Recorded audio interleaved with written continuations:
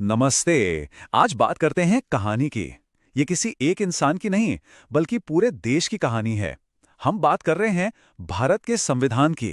देखिए, ये सिर्फ एक कानून की किताब नहीं है। ये तो हमारे देश की आत्मा है, उसकी पूरी पहचान है। तो चलिए, आज इसके बनने की जो शानदार कहानी है ना, उसमें थोड़ा गहराई से उतरते हैं। तो चलिए एक सवाल से शुरू करते हैं। सोचिए जरा, अगर किसी को एक बिल्कुल नए देश के लिए, एक ऐसा देश जो सदियों की गुलामी के बाद अभी अभी आजाद हुआ हो, उसके लिए पूरी नियम कानून की किताब लिखने को कहा जाए, तो वो कहां से शुरू करेगा? क्या सोचेगा? ये कोई छोटा मोटा सवाल नहीं है। यही वो जबरदस्त चुनौती थी जो भारत को बनाने वालों के सामने खड़ी थी। और देखिए, इस संविधान को सही मायनों में समझने के लिए हमें उस दौर में वापस जाना होगा, उस पल को महसूस करना होगा जब भारत ने जन्म लिया था। तो चलिए देखते हैं कि 1947 में वो कौन सी बड़ी चुनौतियां थीं। वो समय था अगस्त 1947 का। एक तरफ तो आज़ादी की ज़बरदस्त खुशी थी, एक उम्मीद थी, लेकिन दूसरी तरफ उतनी ही गहरी अनिश्चितता भी थी। जरा सोचिए, एक ऐसा देश जहां सैकड़ों भाषाएं बोली जाती हों, अनगिनत धर्म हो और समाज में ऊंच नीच की गहरी खाई हो, इन सबको एक साथ एक देश बनाकर आगे ले जाना कितना बड़ा, कितना मुश्किल काम रहा होगा। तो ये सफर शुरू कैसे हुआ? दिलचस्प बात यह है कि इसकी शुरुआत आजादी से पहले ही हो गई थी।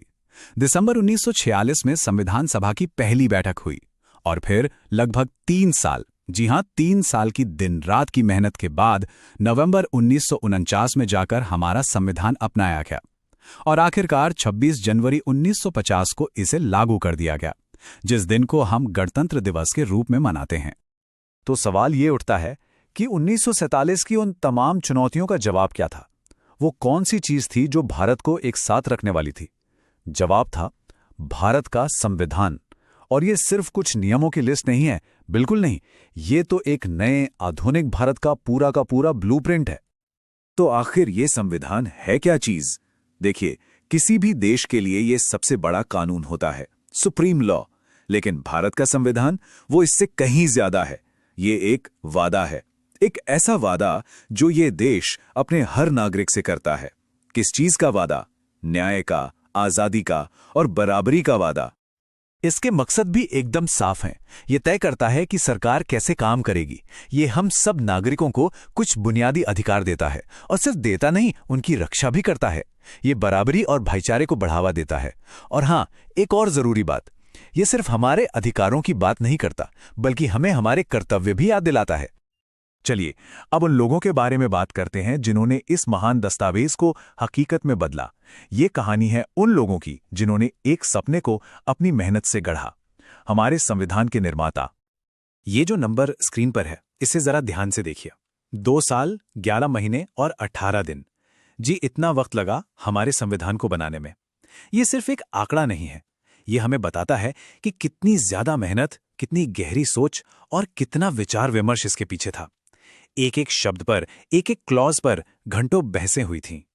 और जैसा कि ड्राफ्टिंग कमेटी के चेयरमैन डॉक्टर B.R. अम्बेडकर ने कितनी सही बात कही थी कि कोई संविधान कितना भी अच्छा क्यों ना हो, अगर उसे चलाने वाले लोग सही नहीं हैं तो वो बुरा साबित होगा। और अगर संविधान में कुछ कमियां भी हों, लेकिन उसे चलाने वाले लोग अच्छे हों, तो वो अच्छा साबित हो सकता है। मतलब असली चीज कागज पर लिखे शब्द नहीं, बल्कि उस दस्तावेज की आत्मा को जिंदा रखने वाले लोग हैं।